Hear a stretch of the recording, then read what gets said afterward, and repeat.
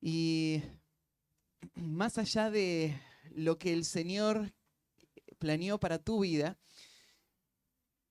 todos podemos mirar juntos a nuestro Padre, ¿no? Que en Efesios capítulo 3, Pablo habla de ese Padre de quien toma nombre toda la familia en los cielos y en la tierra. El Padre a quien todos amamos y de quien todos dependemos. El Padre que da seguridad, sentido, que da todo lo que nuestro corazón necesita, es nuestro Padre Celestial. Y Dios dejó también reflejado en este mundo algunos destellos de esa gracia, ¿no? Y esa paternidad en la vida de nuestros padres terrenales. Y hoy damos gracias al Señor por ellos y por todo lo que ellos significan para nuestras vidas. Esta mañana vamos a seguir nuestro estudio en el libro de Tito y te invito a acompañarme ahí a Tito capítulo 2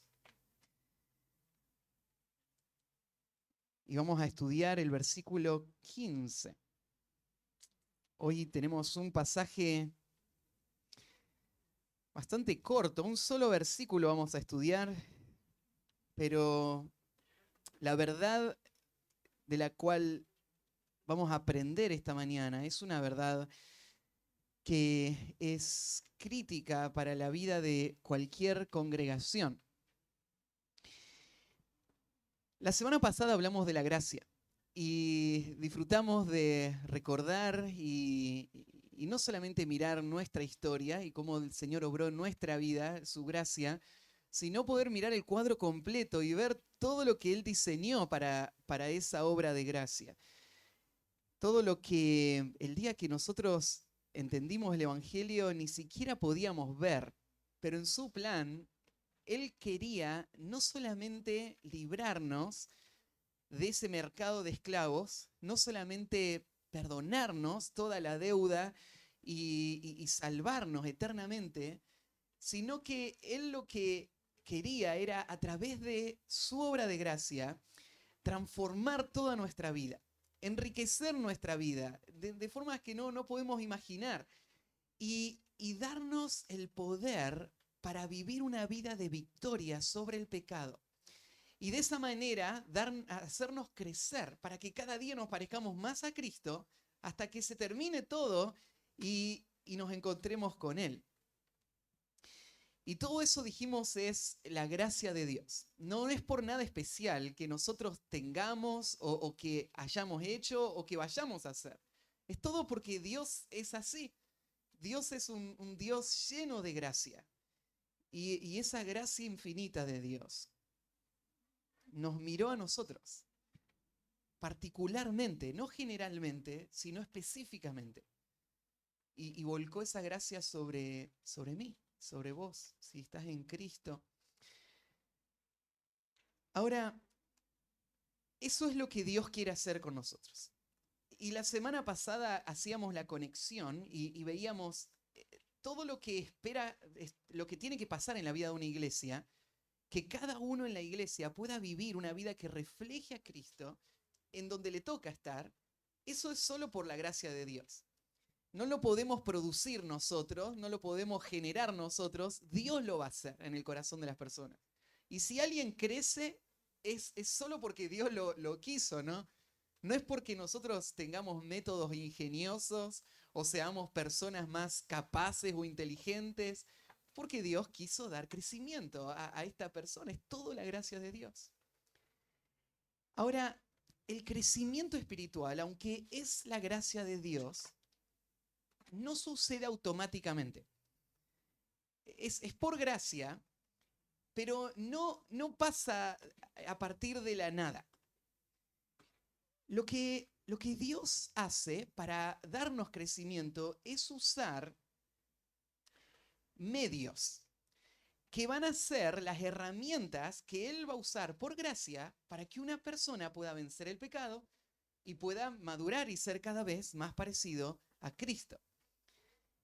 ¿Y cuáles son esos medios? ¿Qué herramientas tenemos para crecer?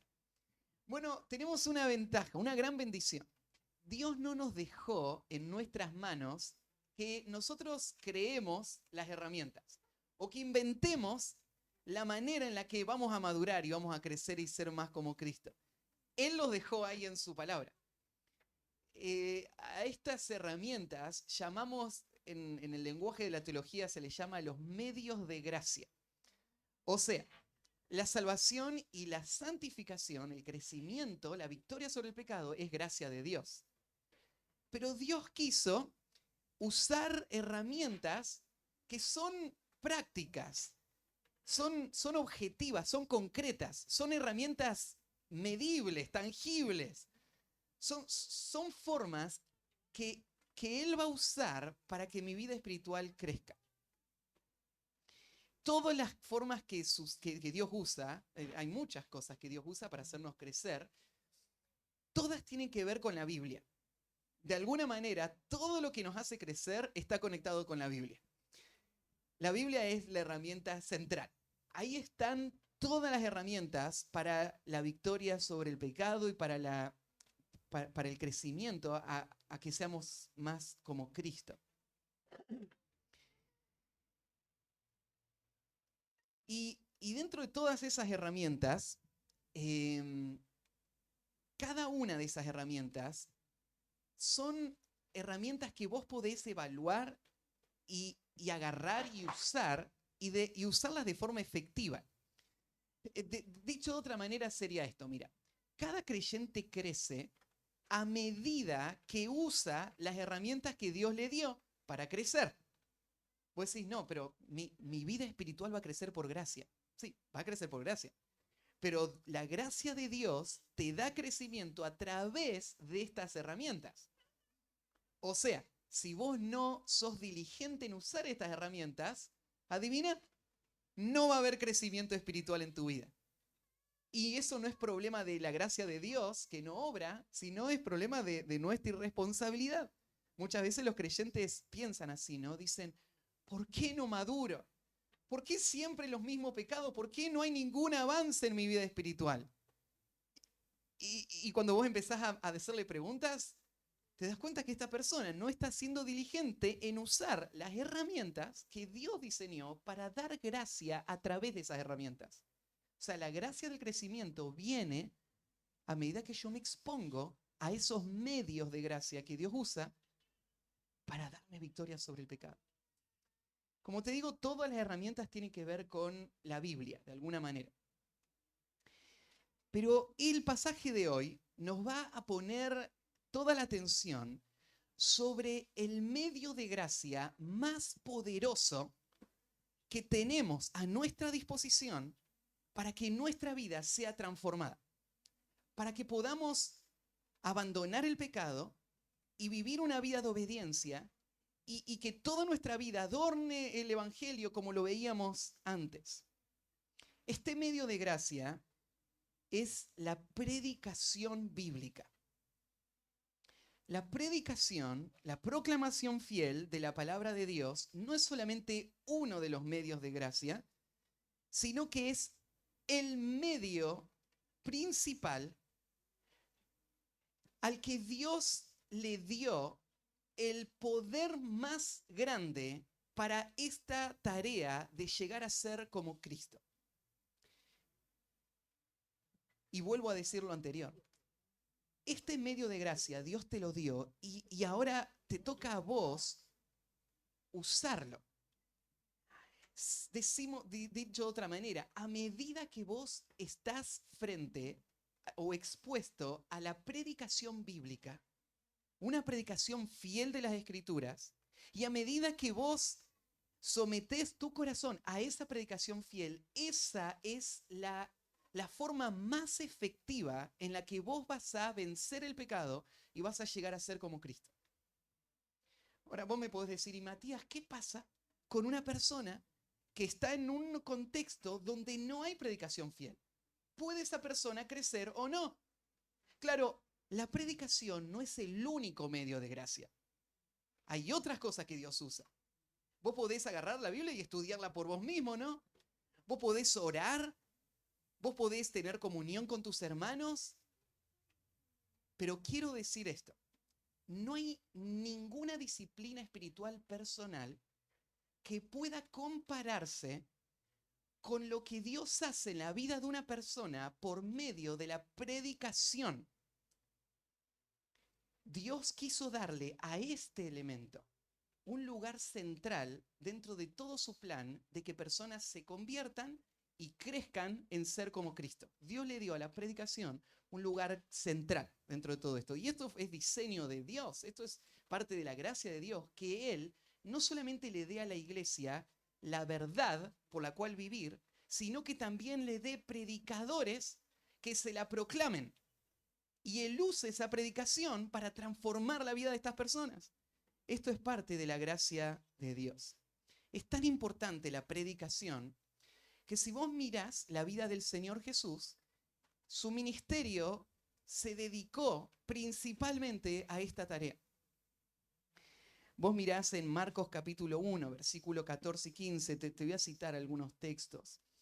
Dice, después que Juan fue encarcelado, Jesús vino a Galilea predicando el evangelio del reino. Así empezó su ministerio, predicando. Cuando en un momento la gente quería venir y agarrarlo a Jesús y ponerlo a Jesús como el rey, él se escapó. Le dijo a Pedro, vamos a los lugares vecinos para que predique también allá, porque para esto he venido. ¿Para qué vino Jesús? Para predicar,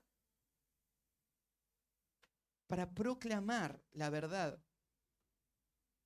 Los discípulos entendieron este principio y cuando el Señor les encomendó a la obra, ellos hicieron de la predicación la prioridad. En Hechos capítulo 6, cuando ven que no pueden suplir todas las necesidades de la iglesia, ¿qué deciden los apóstoles? Bueno, nombremos a hombres que se encarguen del cuidado de las necesidades y nosotros a la predicación. Pablo en 1 Corintios 1:17 dice que el Señor le envió a esto, pues no me envió Cristo a bautizar, sino a predicar el evangelio.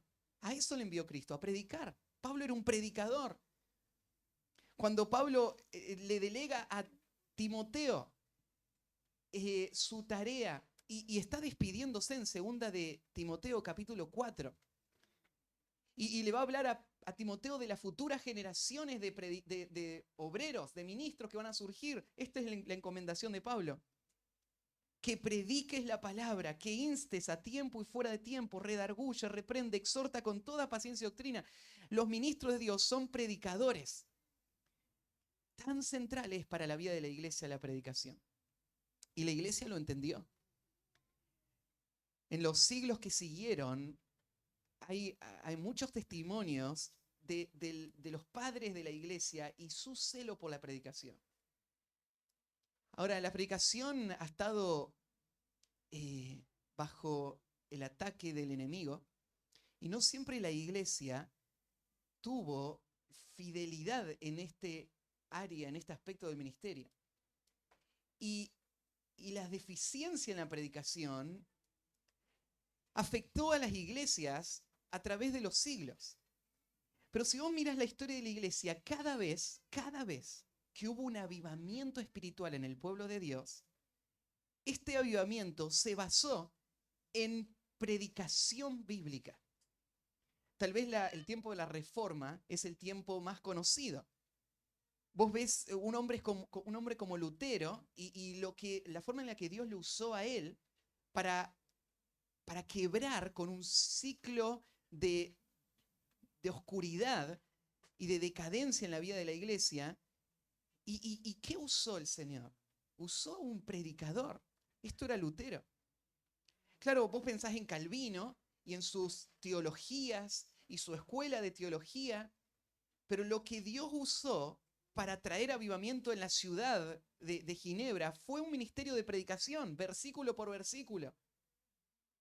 Hombres como Zwinglio, que decidieron empezar un día a exponer los textos bíblicos, empezó con los evangelios, y en medio de esa exposición la ciudad fue revolucionada.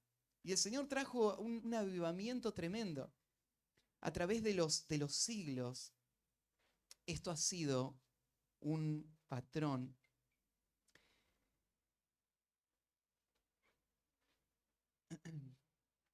Y la iglesia hoy necesita de nuevo de predicación fiel. Martin Lloyd-Jones, que es uno de los predicadores tal vez de la era moderna que más influenciaron a este resurgimiento de la predicación bíblica en nuestro tiempo, él dijo que no hay nada que la iglesia necesite más que predicación bíblica verdadera. Esto es lo que la iglesia necesita en nuestro tiempo. La Biblia está llena de textos que muestran la importancia de la predicación. No solamente la historia de la iglesia lo demuestra. Si vos mirás desde el Antiguo Testamento, en Jeremías capítulo 3, por ejemplo, versículo 15, dice: y os daré pastores según mi corazón, que os apacienten con ciencia y con inteligencia. O sea, pastores fieles que van a enseñar la verdad de Dios, son un regalo de Dios para su pueblo. Por el contrario, en Amós capítulo 8, versículo 11 al 12, una de las formas en las que Dios juzga a un pueblo, juzga al pueblo de Israel, a su pueblo rebelde, es no dándoles predicadores. Fíjate el cuadro que pinta en Amós capítulo 8, versículo 11 al 12. Dice así: he aquí vienen días, dice Jehová el Señor, en los cuales enviaré hambre a la tierra. No hambre de pan ni sed de agua, sino de oír la palabra de Jehová. Una necesidad, y claro, esto es lo que más necesita el pueblo de Dios. Y hay deseo por esto, hay necesidad por esto. Es Amós 8:11 y ahora el 12. Dice así: e irán errantes de mar a mar, desde el norte hasta el oriente, discurrirán buscando palabra de Jehová y no la hallarán. No la hallarán. Qué juicio tremendo de parte de Dios. Una nación privada del medio más importante que tienen para que sus corazones sean transformados, van a ir de lado a lado y no van a encontrar. Tal vez esta sería una de las formas en las que podemos describir a nuestro mundo en nuestro tiempo. Una sequía, un hambre, una necesidad urgente de predicación, pero tan pocos predicadores fieles. La medida en la que una iglesia va a madurar está relacionada directamente con la madurez de la predicación que se escucha regularmente en esa iglesia. Esto lo podemos ver en Efesios capítulo 4, donde Pablo explica que Dios dio una serie de dones a la iglesia: apóstoles, profetas, evangelistas, pastores, maestros, para equipar a los santos para la obra del ministerio. Estos oficios o estos dones para la iglesia tienen como propósito ser como un detonante para que la iglesia pueda vivir una vida de santificación. El objetivo de la predicación es que el pueblo de Dios sea limpiado, sea librado del pecado que estorba para que no puedan vivir una vida fiel y edificarse mutuamente y la iglesia pueda crecer para llegar a ser como Cristo. Pero este es el punto de partida. Esto es lo que la iglesia hoy necesita. ¿Se acuerdan en la situación en la que estaba Tito? Él había sido dejado en Creta por Pablo como un delegado apostólico para asegurarse que la iglesia afirme en el liderazgo de la iglesia a hombres calificados. Y después Tito tenía que asegurarse de corregir todas las formas en las que la iglesia en su inmadurez no reflejaba el evangelio. Y Tito tenía el mensaje que Pablo le había delegado, el mensaje apostólico, y él tenía que enseñarlo. Él tenía que predicarlo, él tenía que hablarlo, lo dijo en el versículo 1 del capítulo 2, ¿no? En el pasaje que vamos a leer ahora, Pablo va a volver a repetir esto. Y va a hablar de esto con otro concepto. Pablo le va a mostrar a Tito la postura que él tiene que tener como predicador para poder guiar a la iglesia a vivir esa vida fiel. Esta postura tiene que ver con una autoridad que él tiene. La autoridad de que él habla en nombre de Dios. La autoridad de que él no está hablando sus propias ideas, sino que él está dándole a la iglesia lo que Pablo le instruyó y lo que los apóstoles dijeron. Entonces, Tito no tenía que intimidarse frente a esta tarea, él tenía que hablar con autoridad y predicar con autoridad en esas iglesias para que esas iglesias puedan vivir lo que Tito 2 dice. Este pasaje que hoy tenemos es como la conclusión de todo el capítulo. Entonces podríamos verlo así. La iglesia tiene que reflejar en la práctica lo que predica con su boca, ¿no? Que lo refleje es producto de la gracia de Dios. Pero la gracia de Dios va a obrar en esas iglesias a través de predicadores fieles que van a guiar a la iglesia, van a exponer a la iglesia la verdad de Dios, van a acompañar a la iglesia y van a guiarle a que avancen abandonando el pecado y viviendo una vida fiel. Este pasaje entonces cierra todo esto y este pasaje pone una gran fuerza sobre este principio de la actitud o la postura que tiene que tener Tito, porque no va a ser fácil para él hacer esta tarea. Parte de la razón por la que no va a ser fácil es que él va a tener que hablar con autoridad la verdad de Dios. Él va a tener que dejarles ver a los que él les va a estar enseñando que vivir de acuerdo a estas normas no es una opción. O sea, están obligados a vivir así. ¿Por qué están obligados así? ¿Porque Tito lo dice? No, no es porque Tito lo dice, es porque Dios lo dijo. Y Tito es el vocero de Dios, que está diciendo lo que Dios dice. Y esto no va a ser fácil. A nadie le gusta que le digan lo que tiene que hacer, ¿no? A nadie le gusta. Y uno piensa, bueno, yo ya soy grande. Tal vez cuando era niño. Pero ahora ya nadie me dice lo que tengo que hacer. Yo hago lo que quiero. Vivimos en una sociedad que fomenta esto, ¿no? La anarquía, la independencia, los derechos. Y yo puedo hacer lo que quiero hacer. Soy libre, ¿no? Y este pasaje va a chocar con todo este sentir porque va a mostrarnos de que nadie es libre en ese sentido. La verdadera libertad no es la libertad de la ley de Dios, sino que es la libertad para poder obedecer la ley de Dios. La verdadera libertad no es hacer lo que vos querés. La verdadera libertad es poder hacer lo que Dios dice, que es lo mejor que te puede pasar. Una persona esclava de su pecado va a hacer lo que quiere y va a terminar en destrucción. Una persona verdaderamente libre va a honrar a Dios y va a ser bendecido por Dios. Así que la postura de un predicador fiel es la postura de un hombre que habla con autoridad. Es la postura de un hombre que tiene una autoridad que no es propia. No es autoridad porque él es el pastor. No es autoridad porque tiene un título, un cargo, porque es la persona que está hace más tiempo. La autoridad verdadera no depende de esas cosas. Este es otro problema, ¿no? El problema de personas que quieren imponer una autoridad falsa.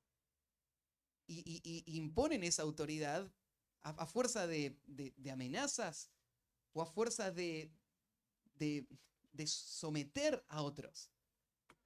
Pero este pasaje nos muestra también cuál es el eje de la autoridad verdadera, de la autoridad la única autoridad real que existe, ¿no? La autoridad real, la única autoridad real es Dios. Y la autoridad de un predicador está en que él pueda representar el mensaje de Dios de forma fiel.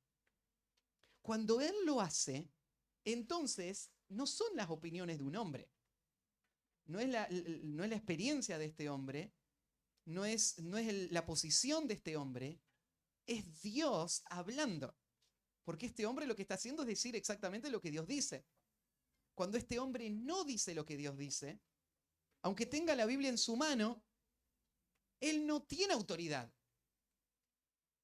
Porque la autoridad, la única autoridad que puede pararse atrás de un púlpito y decirle al pueblo de Dios lo que tienen que hacer, sí o sí, es la autoridad de uno que habla las palabras de Dios. Hoy tenés predicadores, ¿no es cierto?, que se paran atrás del púlpito, le gritan a la gente, le intimidan a la gente y de esa manera pretenden expresar la autoridad, ¿no es cierto?, que tienen para hacerlo.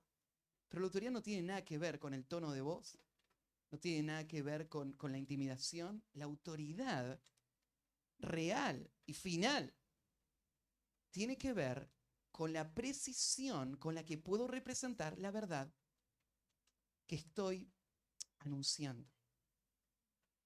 O para decirlo de otra manera, yo solamente estoy hablando la verdad de Dios si lo que estoy diciendo es la intención del pasaje que estoy explicando. Si no es así, si yo no estoy entendiendo lo que el pasaje está queriendo decir, entonces lo que tengo no es la palabra de Dios, son mis propias ideas, aunque tengo la Biblia en mi mano. Y este es el punto del que arranqué. En el mundo de nuestro tiempo hay un hambre, hay una necesidad urgente de predicación bíblica. Y no solamente de predicación bíblica, sino de una predicación bíblica autoritaria. Ahora, autoritaria no quiere decir que hay un hombre que asume una autoridad ilegítimamente. Autoritaria significa que todos nos sujetamos a lo que la palabra de Dios dice. Un predicador bíblico no puede pararse y decir, a mí me parece que tendríamos que hacer esto o aquello, porque él no está para decir qué le parece a él. Ese no es su rol, a eso no fue llamado. Él se tiene que parar atrás de ese púlpito y decir, así dice el Señor. Y todos nosotros sujetarnos a esa verdad, no porque esta persona lo está diciendo, sino porque esto es lo que Dios dice. Esta es la clase de predicación que nuestro tiempo necesita. Claro, Tito era un delegado apostólico y él tenía que asumir esa función de autoridad, no una autoridad personal, sino la autoridad de uno que habla lo que le dieron para decir. Y la autoridad viene del apóstol. Y más atrás la autoridad viene de Cristo que envió al apóstol y del Padre que envió a Cristo y que envió al apóstol. Y esto que estamos diciendo es la verdad de Dios. Entonces, estos principios que Pablo va a decir acá se aplican a los predicadores de nuestro tiempo. Y no solo a los predicadores de nuestro tiempo, porque acuérdense algo más. Tito no se escribió solamente para que Tito lo lea, ¿no? ¿Se acuerdan en el capítulo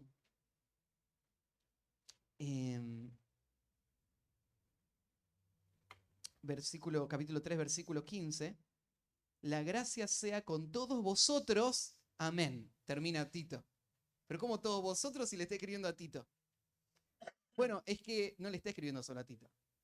Claro, la carta va para Tito, pero Pablo sabe que esta carta la va a leer toda la iglesia. Por eso le manda saludos a todos ustedes que están escuchando también, les mando saludos. La carta iba para Tito, pero toda la iglesia está escuchando.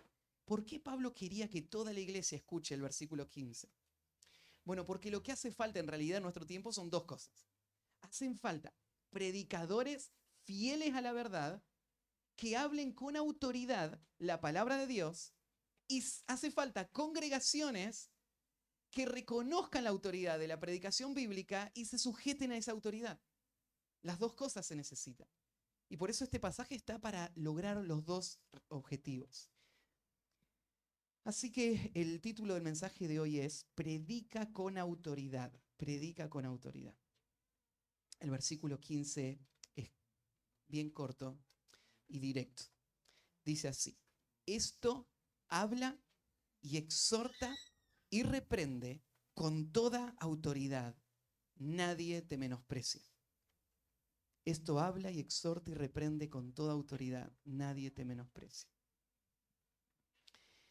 En el versículo que estamos estudiando, Pablo va a darle a Tito 4 órdenes, 4 verbos en imperativo. técnicamente. Son 4 órdenes. 3 aparecen en la primera oración. Esto habla, exhorta y reprende. Y en la última, en la otra oración, nadie te menosprecia. Y con estas 4 órdenes podemos resumir la clase de predicadores que hoy se necesitan y a la vez entender la forma en la que la iglesia tiene que entender la predicación para vivir correctamente en relación a ella. Entonces, primero, predica con autoridad, instruyendo en todas las áreas. Predica con autoridad, instruyendo en todas las áreas. Lo primero que dice, esto habla. La expresión esto se refiere a lo que acaba de decir en el capítulo 2, cuando Pablo le dio instrucciones a Tito de cómo tenía que tratar con cada grupo. Las instrucciones fueron muy específicas y ahora Pablo le vuelve a repetir a Tito que esto tiene que enseñar constantemente. Ya se lo había dicho en el versículo 1, pero tú habla lo que está de acuerdo con la sana doctrina. Y ahora usa esa misma palabra, habla, en el griego es la misma palabra, esto habla, para volver a decir. A veces cuando vemos al texto bíblico repetir las mismas cosas, nos parece innecesario, ¿no? Si ya lo estudiamos, ¿por qué hay que volver a estudiarlo ahora? Bueno, es que la Biblia entiende la naturaleza del hombre. Necesitamos recordar. Y no solamente necesitamos recordar, necesitamos ganar confianza y seguridad. Y Pablo lo que le va a decir es, Tito, mira, no hay ningún peligro en excederte en esto. No hay ningún peligro en esforzarte demasiado para esto o hablar demasiado sobre esto. Esto tiene que ser tu conversación constante. A esto te tenés que dedicar. Vos como un obrero del Señor, lo que tiene que ser tu tarea constante es asegurarte que toda la iglesia, en cada nivel, con cada grupo, con cada actividad, todo lo que pasa, todo se ajuste a la sana doctrina, lo que dijo en el versículo 1. ¿Se acuerdan cuando hablamos de esta expresión de habla? La palabra hablar es un término más informal, que no se refiere a las explicaciones técnicas y profundas, sino a las conversaciones casuales, donde vas aplicando las verdades teológicas a la vida práctica de la gente. Entonces, la gente necesita escuchar las definiciones, tiene que entender de qué se trata la doctrina bíblica, pero después lo que necesitan también es que se lo bajen a la vida práctica. Y hay que vivir y convivir y hablar constantemente 1, 2 y 1000 veces para que toda la iglesia pueda estar instruida en cómo pensar y vivir una vida que honra al Señor. Así que la predicación que tiene autoridad es una predicación que no se encarga solamente de temas teológicos técnicos. La predicación que tiene autoridad es una predicación que va a abarcar toda la vida. Cada detalle, todo está ahí en la mesa, todo está para ser tratado, evaluado, corregido y traído a sujetarse a los principios bíblicos. No hay aspectos privados de la vida del creyente en donde la palabra de Dios no se tenga que meter. No hay áreas, ¿no es cierto?, que yo controlo y manejo a mi manera y divido el mundo espiritual y el mundo secular. Toda la vida tiene que ser corregida, dirigida por las Escrituras. Entonces, parte de un ministerio fiel tiene que ver con hablar en todos estos ámbitos y sobre todo estos temas. En segundo lugar, entonces predica con autoridad instruyendo en todas las tareas, predica con autoridad acompañando hacia la transformación. Esto habla, lo segundo, y exhorta. De nuevo, esta palabra ya la estudiamos. Esta palabra exhortar es la palabra de acompañando hacia la transformación. Esta palabra es la palabra de la que nos acordamos bien, porque cuando Jesús dijo que iba a mandar otro consolador, habló del Espíritu Santo y usó esta palabra para describir la obra del Espíritu Santo. El Espíritu Santo es uno puesto al lado para ayudar. Este es Paracletos, ¿no es cierto? El que está puesto al lado. Entonces, cuando Pablo usa la palabra acá, que él tiene que exhortar, bueno, esa misma palabra ya la vimos en el versículo 9, exhorta a los siervos. En el versículo 6, exhorta a sí mismo a los jóvenes. Y es esta idea. Para que la iglesia llegue a vivir la vida espiritual, no solo tengo que instruir, tengo que también exhortar. La palabra exhortar la tomamos en un sentido negativo nosotros, ¿no? Pensamos exhortar es retar. Pero la palabra en el griego no tiene ninguna connotación negativa, no es algo negativo exhortar. Exhortar es algo positivo. Es la idea de ayudar de muchas maneras, pero es acompañar el crecimiento. Exhortar tiene que ver con ayudar a ver a la persona en qué áreas está fallando. Entonces, mira, esto es cómo tenés que vivir. Entonces, suponete, hablamos acerca de lo que es la vida laboral. ¿Sí? Escuchamos los principios. Pero eso no es suficiente, ¿no? Lo que hace falta es la interacción y ver, bueno, mira, en esto vos no estás viviendo este principio, ¿no? Bueno, hay que revertirlo. Hay que cambiar, hay que dejar esos hábitos y hay que cambiarlos por nuevos hábitos. La enseñanza bíblica no puede estar enfocada solamente en informar, está enfocada en transformar. La idea es que cambiemos, ¿no? Que cambie todas las áreas de nuestra vida. Y por eso este término exhortar es un término positivo, pero que tiene esta idea, es ponerse al lado para ayudar. Es mostrárselo, es alentarlo, es acompañarlo, es rendirse cuenta, son muchas cosas que hay que hacer, pero tienen esta idea, el acompañamiento necesario para la transformación.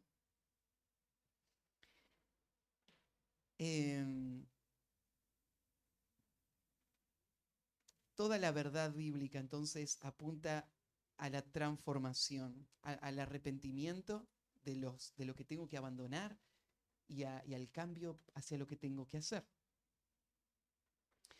Y para esto necesitamos que la enseñanza bíblica tenga este elemento de exhortación. La enseñanza bíblica tiene que incomodar, sí o sí. Porque eso es lo que está haciendo, ¿no? Cuando se está predicando, se está exponiendo el corazón y se está diciendo, bueno, esto está mal, esto tiene que cambiar. Y la enseñanza bíblica fiel, que es lo que Pablo está llamando a Tito a hacer, no puede estar preocupada por la reacción de las personas, porque usualmente a las personas no les va a gustar esto. Hay una resistencia natural, a nadie le gusta ser descubierto, a nadie le gusta ser presionado, a nadie le gusta tener que rendir cuenta, pero eso es la única predicación que puede producir ese efecto de santificación. Cuando esa predicación expone el corazón, entonces exhorta. Predica con autoridad, entonces instruyendo, acompañando. Tercer lugar, confrontando la resistencia. Confrontando la resistencia. Habla, exhorta y reprende con toda autoridad. También esta palabra ya la estudiamos en el capítulo 1, versículo 13. Dice, este testimonio es verdadero, por tanto, repréndelos duramente para que sean sanos en la fe. ¿Y se acuerdan cuando estudiamos ese pasaje de reprender duramente? Y veíamos, hay pecados que necesitan ser tratados con más firmeza. Y bueno, tal vez no el pecado, pero hay veces donde el corazón no va a ceder fácil. Y personas no van a aceptar fácilmente lo que se les está diciendo. No es que vuelva a decir, bueno, tenés que cambiar tu forma de vestir porque no honra al Señor. No va a aceptarlo fácilmente. Esto ha sido toda mi vida ha sido así. ¿Y qué se tienen que meter, ¿no es cierto?, en mi vida. O bueno, tenés que cambiar esta forma en la que te conducís con tu patrón. Bueno, vos no sabés cómo es mi patrón. No sabés las cosas que me han hecho. Bueno, el matrimonio tiene que cambiar en esta forma. Y hay una resistencia a eso.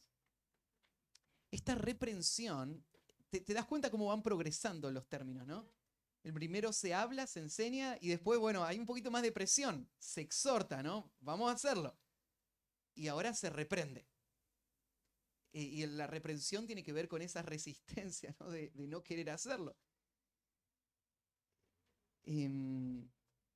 Cuando hay resistencia, tiene que haber reprensión. ¿Por qué tiene que haber reprensión? Porque no hay opción.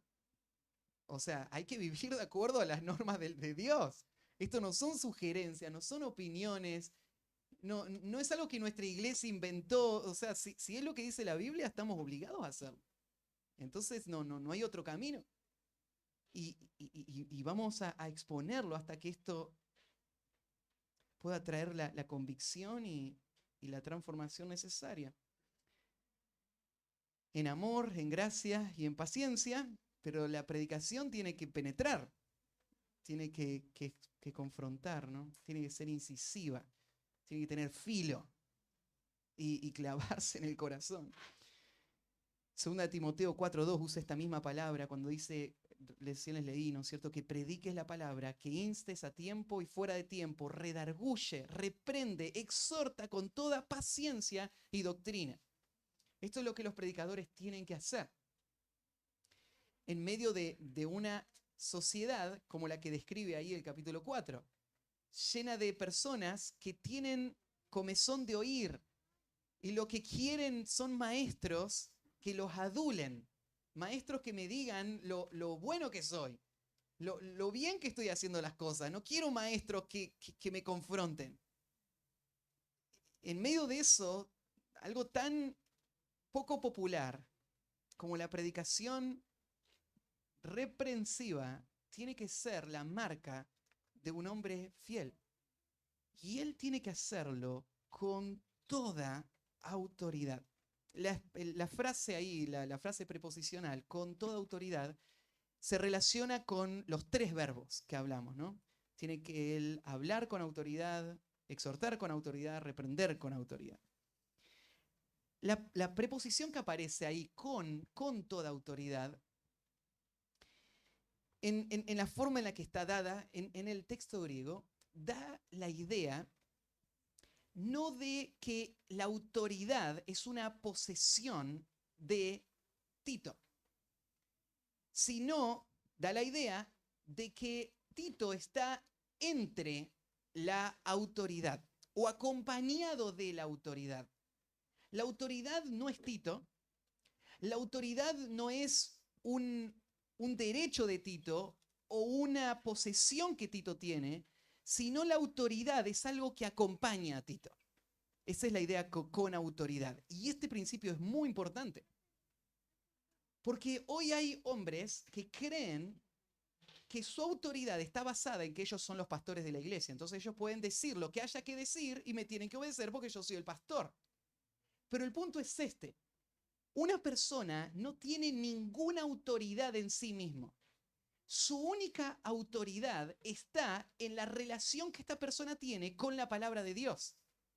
Si esta persona abandona la palabra de Dios, adivina, abandonó la autoridad. No está asociado a la autoridad y por eso sus palabras no tienen autoridad. Nada de autoridad. Ahora, esto no quiere decir que no tengo que respetar a esta persona, pero quiere decir que lo que él me dice no es autoridad. Si lo que él me está diciendo no es la palabra de Dios, por más que sea el pastor o la persona que sea. Ninguna persona es autoridad en sí misma y usa esa autoridad de una forma libre. Una persona está acompañada de la autoridad cuando está representando las palabras de Dios. ¿Sí? Entonces, Tito tiene que hacer todo esto con autoridad, o sea, acompañado de autoridad. O sea, él no tiene que dejar la palabra de Dios. Él se tiene que ocupar de que cada vez que habla, la palabra de Dios es la que está hablando. Cada vez que exhorta, la palabra de Dios es la que está exhortando. Cada vez que reprende, la palabra de Dios es la que está reprendiendo. Entonces Tito siempre está acompañado, nunca está solo, nunca está asumiendo un rol que no le corresponde. Pero cuando él está acompañado, él habla con autoridad. no habla con temor, no habla con inseguridad. Él habla con autoridad. ¿Con cuánta autoridad? Con toda. Toda la autoridad que existe, ¿sí? Está ahí, en ese momento presente, cuando Él está hablando. ¿Por qué? Porque es Dios hablando. Entonces tiene toda la autoridad para decir, esto no se hace, o esto sí se hace. Esto hay que hacerlo de esta manera o de aquella manera, porque esta es la autoridad que Él está representando. La palabra autoridad es una palabra que aparece un puñado de veces en la Escritura, creo que 12 o 13 veces en el Nuevo Testamento. La mayoría de las veces que aparece en el Nuevo Testamento se traduce como mandato, mandamiento. Por ejemplo, en 1 Timoteo 1:1, bueno, ahí también en Tito, mira, Tito 1:3. A su debido tiempo manifestó su palabra por medio de la predicación que me fue encomendada por mandato de Dios, nuestro Salvador. Esa palabra mandato es la misma palabra que aparece acá, autoridad. Entonces, con autoridad es la idea con mandato, pero el sentido está bien traducido. ¿Por qué? ¿Qué es un mandato? Un mandato es algo que se va a dar porque está la autoridad para poder darlo a ese mandato, ¿no? Y se comunica en una forma autoritaria. Esto no es una pregunta, esto no es una opción, esta palabra los papás la repiten, ¿no? Lo miran al hijo, lo que te estoy diciendo no es una opción, esto se va a hacer, esto es un mandato. A veces hay que aclarar eso, ¿no? Porque a veces uno en la relación convive, pero hay veces donde uno le aclara, mira, lo que te estoy diciendo es una orden. Lo que Pablo le está diciendo a Tito es que su forma de comunicar, todo lo que él va a comunicar, tiene que ser en la postura de uno que está dando órdenes. Está diciendo lo que hay que hacer. Son mandatos. La expresión autoridad implica, ¿no es cierto?, con esa firmeza que traen los mandatos.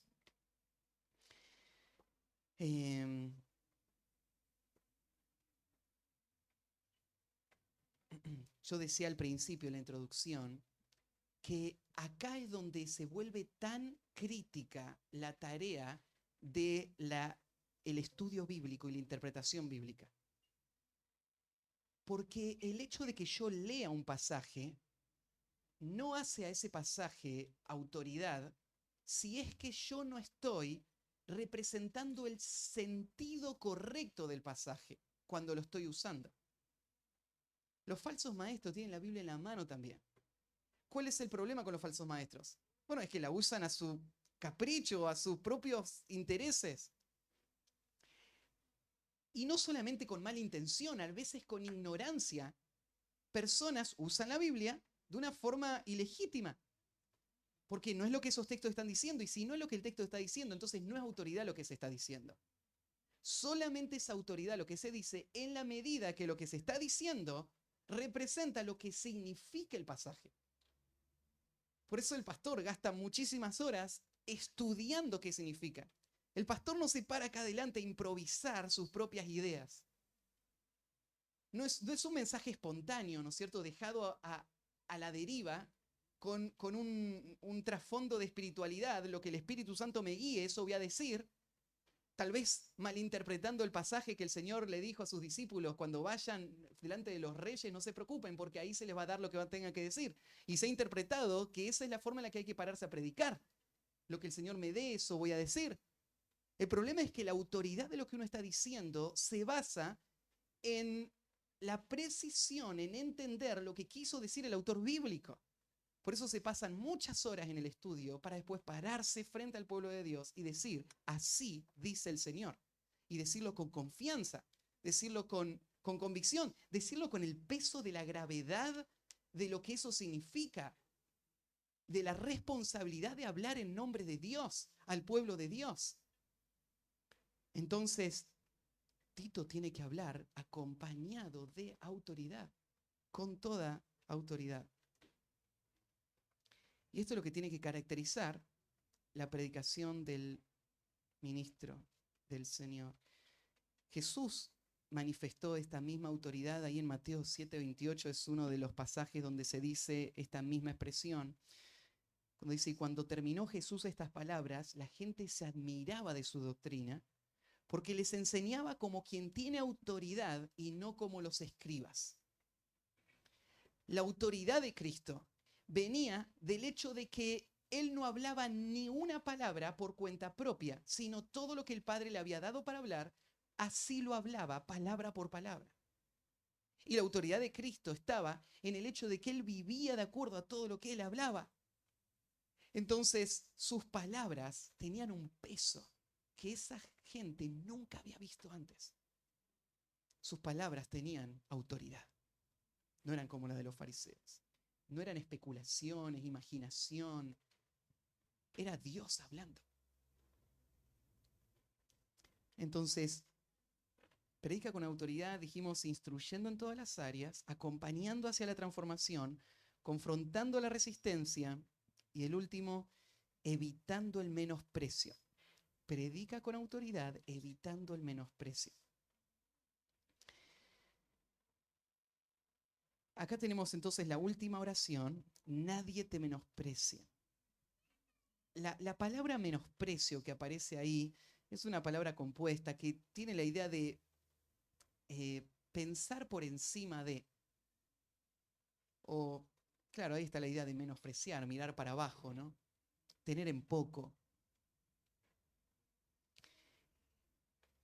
Pablo está preocupado de que la predicación de Tito podría ser acertada, pero el pueblo de Dios, o las personas, no solamente el pueblo de Dios, porque viste que usa la expresión nadie te menosprecia, o sea, nadie en lo absoluto, ni los incrédulos ni los creyentes, nadie tiene que menospreciar la predicación. Pablo está preocupado de que, aunque Tito diga lo correcto, lo haga en una forma que permita que personas tengan en poco lo que él está diciendo. Y Pablo le dice a Tito que él es responsable de que eso no pase, de que no sea menospreciada la palabra. Esta misma idea Pablo se la había dicho a Timoteo. En 1 Timoteo, capítulo 4, versículo 11, es un pasaje más conocido ahí. ¿Se acuerdan? Dice en el versículo 11 así, 1 Timoteo 4:11. Esto manda y enseña.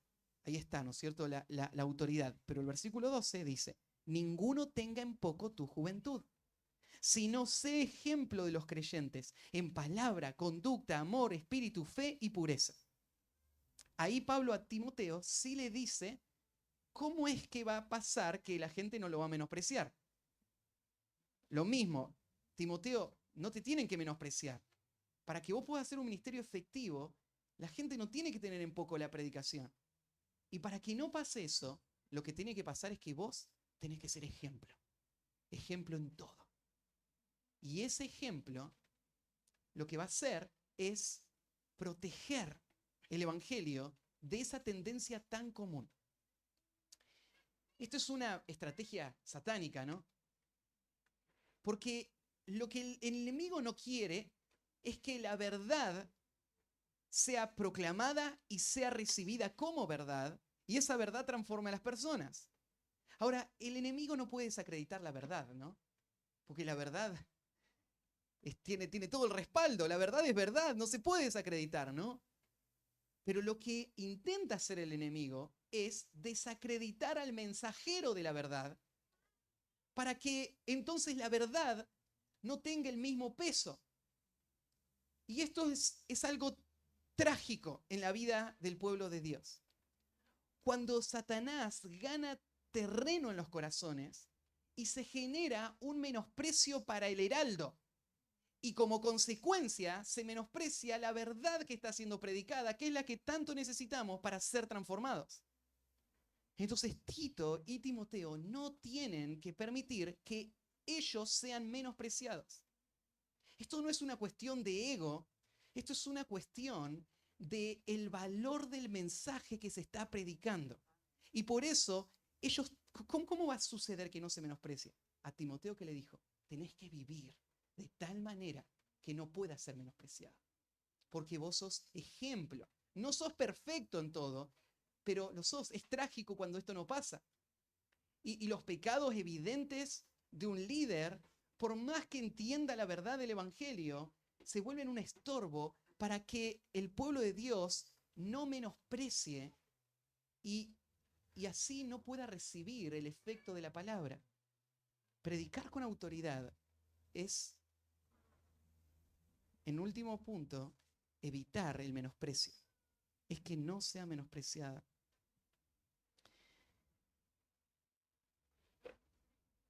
Si lo damos vuelta, yo les había dicho, este pasaje está apuntado a Tito, pero tiene un mensaje para toda la iglesia, ¿no? Si Pablo está diciendo a Tito que no te menosprecien, podemos interpretarlo al revés. La iglesia no tiene que menospreciar al predicador. ¿Qué es no menospreciar? No tiene que ponerlo en un pedestal en el que es intocable. Un predicador tiene que convivir con la vida de la iglesia. Él tiene que ser expuesto en sus pecados y él tiene que abandonar sus pecados. Él tiene que vivir una vida íntegra, de fidelidad y santidad. No hay un estándar distinto para él. Pero la iglesia tiene que guardar su corazón, no solamente en cuanto al valor de la palabra, sino en cuanto al predicador de la palabra. Porque son dos elementos inseparables. Porque Dios planeó edificar nuestra vida espiritual a través de medios de gracia. El medio de gracia principal que Dios va a usar en tu vida espiritual es la predicación. Y la predicación se hace a través de un vocero que va a anunciar la predicación. No menospreciar al vocero y no menospreciar las escrituras son parte importante del proceso.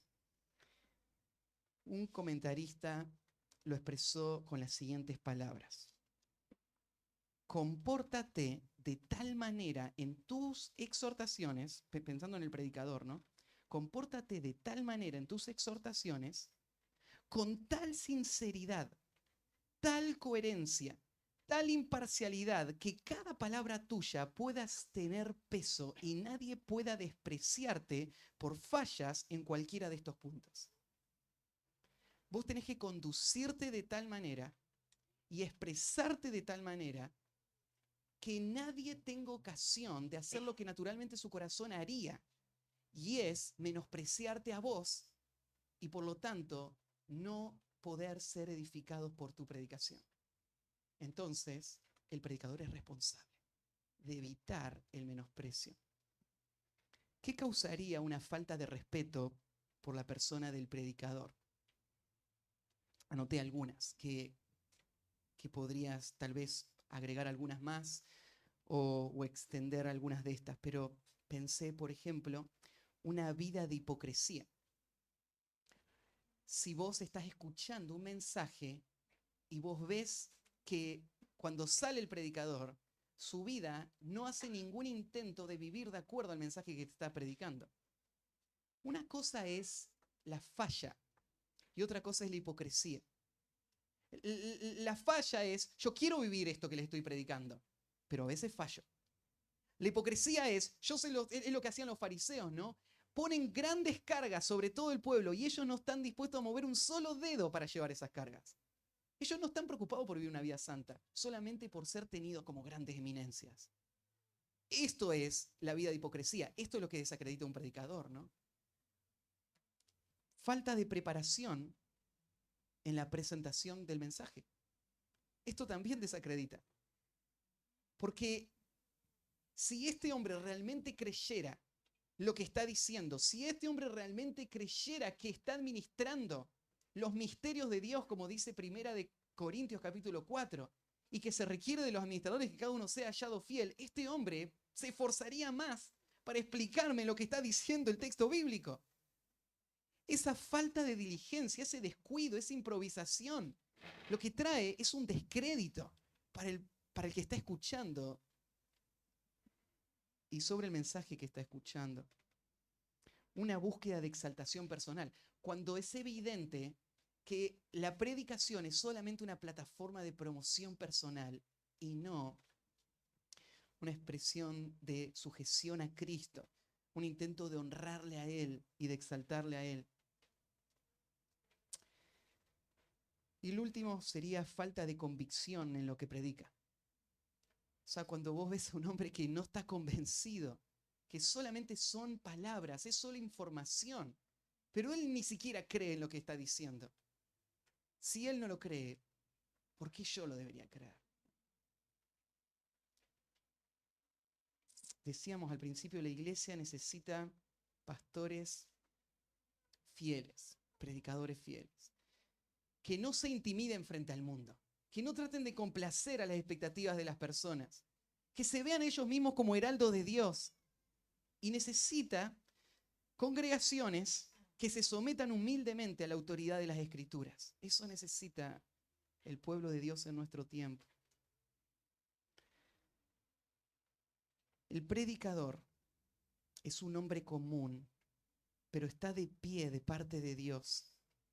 Él es un heraldo que proclama el mensaje que da libertad del pecado y salva del infierno. Él llama al pueblo de Dios a la batalla y le dirige hacia la misión que han recibido de su general. Su predicación sacude el infierno mismo y tiene una repercusión por toda la eternidad. Cuando un hombre se para detrás del púlpito sagrado y proclama las Escrituras, entrega al pueblo de Dios la mente misma de Cristo.